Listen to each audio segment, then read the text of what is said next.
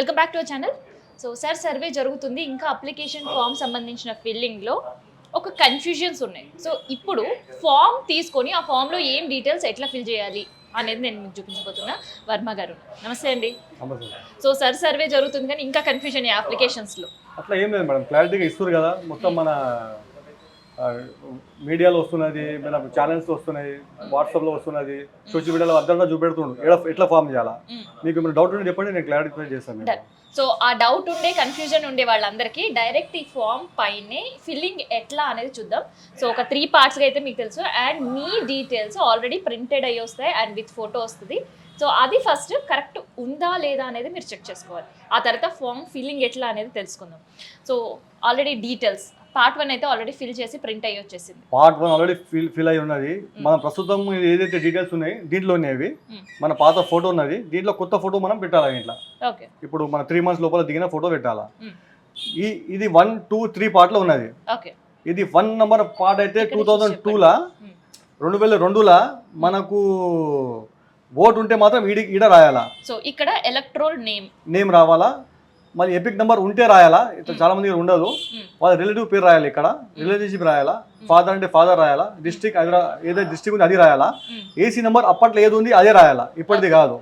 Name అప్పట్లో సనత్ నగర్ ఉంటే Sanath Nagar రాయాలా. AC number అప్పట్లో 208 ఉండే సనత్ నగర్ది, ఇప్పుడు 62 ఉన్నది. అయితే మనం 208 రాయాలి, ఇక్కడ పాతదే రాయాలా. పార్ట్ నెంబర్ కూడా పాతది రాయాలా, సీ నెంబర్ పాతది రాయాలా.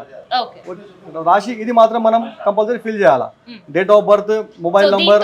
పార్ట్ 1 ఆల్రెడీ ప్రింటర్ వచ్చింది, పార్ట్ 2 ఇస్ కంప్లీటెడ్. అండ్ ఇక్కడ ఏం డీటెయిల్స్ రాయాలి. ఇది మనది 2002లో మన పేరు లేదనుకోండి, ఏదైతే మన పేరు లేదు, మన నాయన పేరు ఉంటుంది, నాయన పేరు లేదు అమ్మ పేరు ఉంటుంది, ఇద్దరు పేరు లేదు తాత పేరు ఉంటుంది. అప్పుడు ఈడ వాళ్ళది డీటెయిల్స్ ఫిల్ చేయాలా.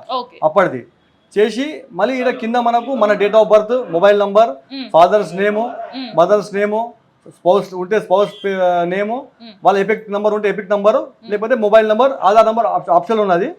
అన్ని రాసి ఈడ మనకి సైన్ చేసి ఇది మనం బిఏలోకి ఇచ్చేయాలి రిటర్న్. ఓకే.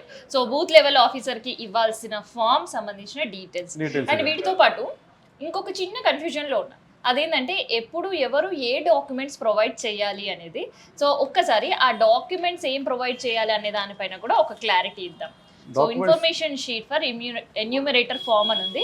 సో ఇక్కడ ఏముంది వర్మ గారు చూడండి, దీంట్లో మనం 1987 నుంచి 2004 మధ్యలో పుట్టిన వాళ్ళు, మనము 1987 ముందు పుట్టిన వాళ్ళు ఒకటే ప్రూఫ్ ఇవ్వాలా. 1987 నుంచి 2004లో పుట్టిన వాళ్ళు రెండు మనకు ప్రూఫ్ ఇవ్వాలా. 2004 తర్వాత పుట్టిన వాళ్ళు 3 ప్రూఫ్లు ఇవ్వాలా. అవి డీటెయిల్స్ ఇక్కడ ఉంటాయి మన దగ్గర. ఏదైనా 87 ముందంటే వాళ్ళ సొంతంగా ప్రూఫ్ ఇస్తే సరిపోతుంది. 87 నుంచి 2004 అంటే 2 ప్రూఫ్ ఇవ్వాలా, వాళ్ళది ఇవ్వాలా, వాళ్ళ ఫాదర్ ఇవ్వాలా. 2004 తర్వాత ఫాదర్ ఇవ్వాలా, అతను ఇవ్వాలా, మదర్ది కూడా ఇవ్వాలా. ఓకే. అది. సో ఈ ఇన్ఫర్మేషన్ ఎప్పుడు ఇవ్వాలి? ఇది వాళ్ళ తర్వాత స్క్రూటినీకి వచ్చినప్పుడు ఇవ్వాలి ఇది. ఓకే. సో ఒక్కసారి బూత్ లెవెల్ ఆఫీసర్ వచ్చి బిఎల్ఓస్ ఈ ఫామ్ మీకు ఇచ్చి వెళ్ళిపోతారు. సో ఈ ఫామ్ మీకు ఇచ్చి వెళ్ళిపోయిన తర్వాత ఇప్పుడు వర్మ గారు చెప్పినట్టు హ్యాస్టీజ్ ఆ ఫామ్ ఫిల్ చేసి మీ దగ్గర పెట్టుకుంటే బూత్ లెవెల్ ఆఫీసర్ వచ్చినప్పుడు మళ్ళీ వాళ్ళకి ఇచ్చేసారు. ఆ తర్వాత స్క్రూటినీ అయిన తర్వాత ఏదైతే 1987 కావచ్చు, 2004 కావచ్చు, ఆ రిలేటెడ్ డాక్యుమెంట్స్ ఇంకా కన్ఫ్యూజన్ లేకుండా ఆల్రెడీ ఆ షీట్ వెనకాలనే ఉంటుంది. సో అది ప్రింటెడ్ ఉంటుంది కాబట్టి ఒకసారి చదువుకుని ఆ డాక్యుమెంట్ తీసి పెట్టుకుంటే సరిపోతుంది. సో ఎన్యూమరేటర్స్ వచ్చినప్పుడు ఈ 2 ఫామ్స్ ఇచ్చినప్పుడు ఈ రెండోది ఏం చేయాలి అనేది ఒక కన్ఫ్యూజన్. ఫస్ట్ ఏదైతే ఫిల్ చేశారు సేమ్ ఇన్ఫర్మేషన్ కూడా ఫిల్ చేయాలి. సో ఫిల్ చేసి చేసేయాలన్నమాట అట్లా. సో ఇదన్నమాట సర్వేకి వచ్చి బిఎల్ఓస్ ఇచ్చిన అప్లికేషన్ ఫామ్లో మీరు ఫిల్ చేయాల్సిన డీటెయిల్స్. చాలా చాలా సింపుల్, కానీ చిన్న చిన్న కన్ఫ్యూజన్స్ ఉండడం వల్ల, కన్ఫ్యూజన్తో నింపడం వల్లే ఓటు ఎక్కడ ఏం అయిపోతుంది అనేది ఒక భయం అనేది ఉంటుంది. అండ్ ఇంకొకటి, ఎవరైతే ఊర్లలో వాళ్ళకు ఒక ఓటు ఉంటుంది, హైదరాబాద్లో ఇంకొక ఓటు ఉంటుంది. సో ఇక్కడ వాళ్ళే డిసైడ్ చేసుకోవాలి మేము ఎవరికి ఓటు వేయాలి, ఎక్కడ ఓటు వేయాలి అనేది. ఇన్ కేస్ ఊర్లలోనే మీరు ఓటు వేయాలి, హైదరాబాద్లో వద్దు అని అనుకుంటే అక్కడే ఎన్యూమరేటర్కి ఇవ్వాలి.